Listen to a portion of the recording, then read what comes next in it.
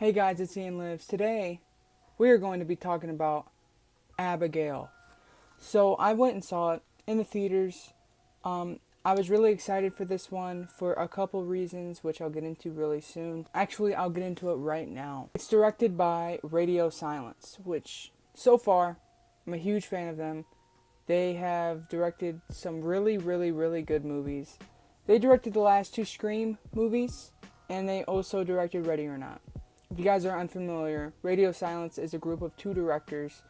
And yeah, I'm a huge fan of them. They make some really good horror comedies. And also the cast really sold me. Alyssa Barrera, which you guys might know from the Scream movies. She is pretty much the main lead in here. And then you also have Catherine Newton, Angus Cloud, a bunch of people in here. I'll talk about my theater experience. It was fun. There were not a bunch of people in there, but there were some people in there that were pretty interactive. You got some chuckles at the funny scenes. You got, it was nothing disruptive. It was just a chill experience the whole way through.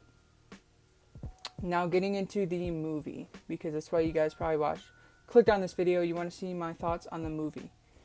I'm going to start with the cons. There are some cons when it comes to this movie. Unfortunately, trust me, I would have loved it to be perfect, but it was kind of far from perfect. One of my biggest cons that I see a lot of people saying the same thing about is the posters, the trailers, everything about this movie marketed it and showed it off as a vampire movie.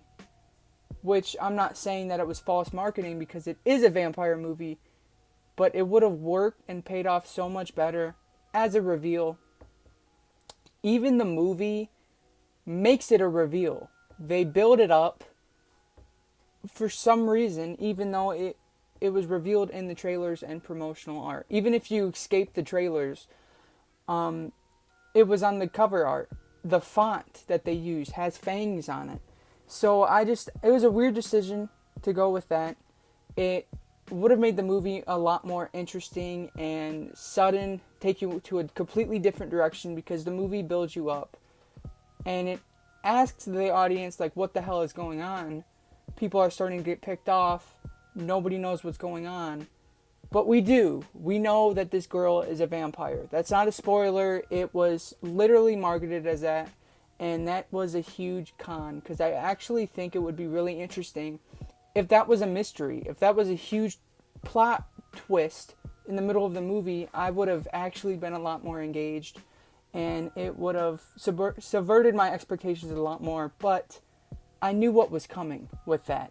So that was a big, not disappointment, missed opportunity. Something else that I thought could have been worked on. There's another twist toward the end, which I'm not going to say any spoilers.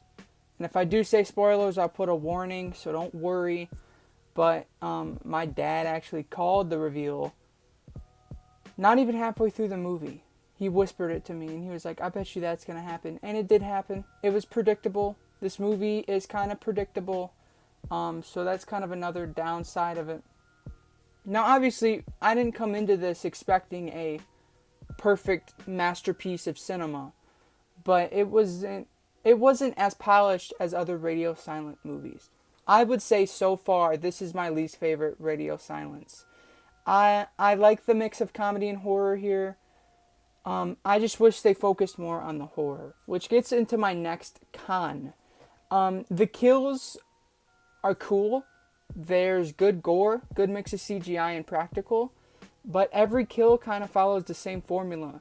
I'm not going to say exactly what it is, but let's just say that they use the same type of kill in Ready or Not. But here, pretty much all the cool, shocking kills are the same exact kill. Which was kind of sour. It was kind of sour. It was fun and funny. Got laughs out of me and the crowd the first time. Some of the dialogue can be a little corny. There's one that's like, I hate ballet or something, and it's just corny one-liners, eye-rolly one-liners that could have been better. The movie also feels like it kind of drags on a little bit. The final act just keeps going. and going and going. This could have easily been a 90-minute movie, but they bump it up to 105 minutes, I believe. And it just felt kind of unnecessary. It wore on me a little bit. Yeah, I also wish they focused more on the horror. They kind of make it a heist movie. If you guys don't know what this movie's about, I can do that real quick. Pretty much you have this group of people who are sent on a job to kidnap this little girl. They have no idea why they're kidnapping her. They have no idea who her parents are. They have no idea. And they take her to this little mansion hideout to wait for the pickup to happen so that they can all get paid. And while they're there, the girl turns into a vampire and starts killing them, and they're trapped in this mansion. That's the basic rundown of this. It's very interesting, but they focus too much on the heist, on the comedy, which is good. The comedy is good. It got some good laughs. Some characters are better than others. But there's a lot of this movie are these characters running around, searching this place. And then they see the vampire. But it wasn't enough carnage, if that makes sense. The carnage that did happen was, again, kind of the same formula that happened throughout the whole movie. So yeah, those are my cons. That's pretty much all I can think of. Some dialogue could be better. It dragged on a little bit. The big gimmick should have been a reveal.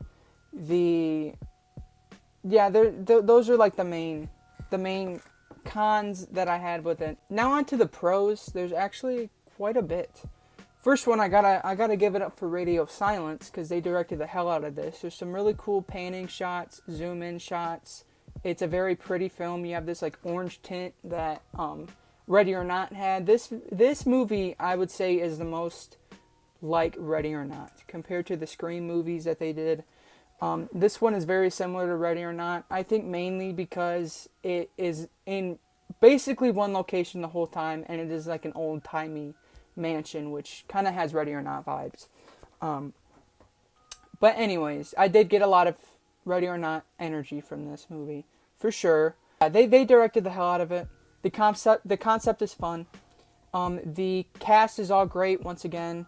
They all did phenomenal. Angus Cloud, rest in peace to him. He's gone way too soon. I've loved him ever since I first saw Euphoria. He was my favorite character in that show. I just love his like dry humor. Even like the stuff he says isn't always necessarily funny, but it's just like the tone that he says it in, that like mumbly, raspy voice with that like slang that he kind of uses. I just love how he acts. It's just hilarious. I loved Angus Cloud, so it's kind of sad to see him in this movie because he's so damn good in here. Yeah, unfortunate what happened to Angus Cloud, for sure. He was easily the funniest thing about this movie, in my opinion. Catherine Newton did great, once again. I'm a huge fan of Catherine Newton. I think she's probably up there when it comes to like new like horror scream queens. She's been in a ton of horror shit. She really has potential. I've loved her in Freaky, Lisa Frankenstein. Yeah, she's great. She's just great in here. Melissa Barrera, like I wasn't completely on the people's side when it came to the Scream 5 controversy, when everyone was spreading hate to her, saying that she was a horrible actress. I wasn't completely on that train, but she didn't sell me in that movie. She was phenomenal in Scream 6, and she was even better here. So she's getting better as an actress. I feel like she's really adapting to everything. So, yeah, it sucks what happened with Scream 7. I'm not going to get into that, but it does suck that she won't be in Scream 7 as of now. Anything could happen. But as of now, she won't be in Scream 7. Which sucks, because she's great here. She is great. She brings great moments, and I'm not going to say anything else about her character, because that would be kind of spoilery. There's also some other actors that I don't have their names memorized. There's this one pretty big guy who is also going to be in Cuckoo later this year. You also have this buff guy who's really funny. He plays like the big buff dumb idiot stereotype. He was in Tragedy Girls. He played the serial killer in that movie. He was great in there and great in here. Another thing I want to compliment. Oh yeah, I didn't even talk about Abigail. That actress was great too. I believe the only other thing that she's done is she played Matilda in the Matilda musical that came out a couple years ago. But she was great here, switching on and off that vampire persona, and she just has some really great scenes and moments with the other actors. So yeah, bring it up for I gotta give it up for her. She would have made or broke the movie. I mean, she's the main star. She is the vampire. She is Abigail, and she definitely sold it, for sure. Another thing I really liked was just how fun it was. It was a very fun movie, and it was a very fun vampire flick. It kind of reminded me just a little bit.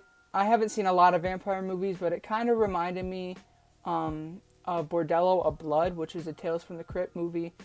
Because that one's very goofy and eccentric, kind of like how this one was. Obviously, the plot isn't similar at all. Another thing I really liked was they kind of manipulated the rules of vampire.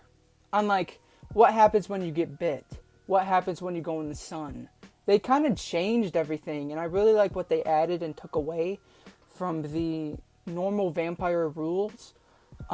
Like garlic and the wood stake. They go through all of that and they put their own little twist on it, and I really enjoyed everything that they did. So props to them for that. Trying to think of some other highlights. Again, the humor was good. The concept is great. The set pieces are amazing. This mansion is great. They really utilize it. There's a scene, I won't say too much, but where Catherine Newton's character falls into this like slimy pit.